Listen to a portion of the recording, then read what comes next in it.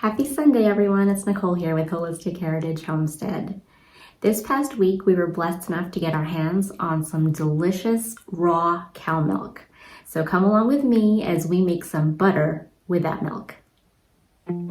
So we're going to start by skimming the topmost layer of the milk. Now, just a quick anatomy of milk. That top layer above where you see the cream line about midway down the jar, that's all cream, whereas what's below that would be considered pure milk. The topmost layer would be heavy cream, the next layer would be half and half, and then the layer right about where the cream line is would be considered a coffee cream layer, and that's the layer that's usually left with the milk to give you that 4% whole milk ratio that you would get in the stores. The next step would be to pour that cream that I skimmed into my blender. And they say that the ideal temperature for churning butter is about 60 to 65 degrees Fahrenheit, because if it's too cold, it's going to be hard for the butter to form, the fat to collect. And if it's too warm, then you run the risk of it melting and not forming. So your sweet spot is about 60 to 65 degrees, and you're just going to start by blending it and just check it for when the butter starts to whip, and then after you get kind of like a whipped cream, you're going to get the butter to start to form.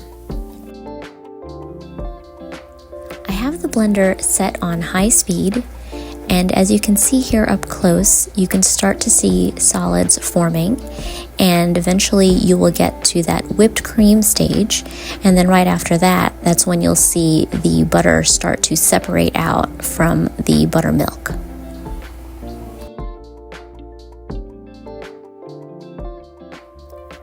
Once the butter solids separate, it's important not to over churn it, because this will cause the fat molecules to break down and it'll become very watery and hard to form the butter.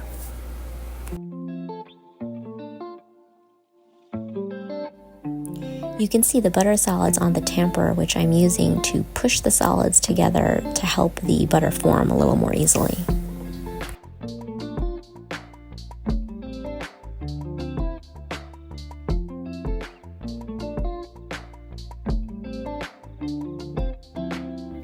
There you can start to see clearly the yellow butter forming, and the next step would be to strain that and separate the solids from what is called the buttermilk, which is the milk that remains after the butter has been churned.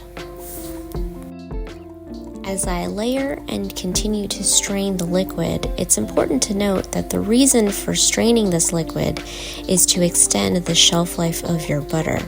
That liquid is what turns rancid, and so the more you can remove and strain out, the better, so that your butter will last much longer. As I continue to layer the butter and strain out the liquid, I'm going to run this under some cold water to help further separate that liquid and kind of help wash it away. Once you remove all that liquid and rinse it off and you form your butter, it's the perfect time to add your salt or herbs or any flavorings that you'd like. So now you've seen the process of how we made our butter with the raw milk we had. I hope you enjoyed the video, and please comment below to let us know if there are any tips or tricks you'd like to share on how we can make a better product, or what other things you like to make with your raw milk. We'll see you next time. Have a blessed week.